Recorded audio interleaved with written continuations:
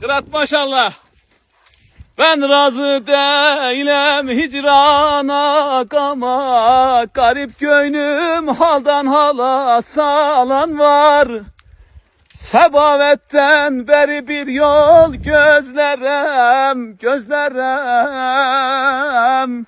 efendim. Tez yetiş yar, dost bağında talan var.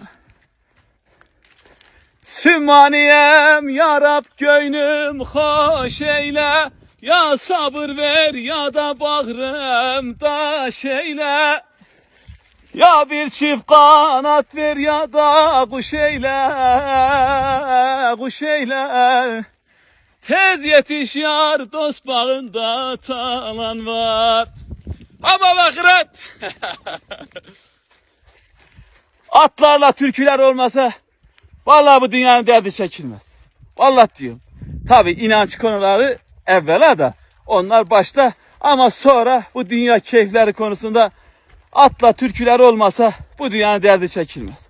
Vallahi çekilmez. He kara gözlüm. Çekilir mi? Çekilmez değil mi? Gel. Aha kanat.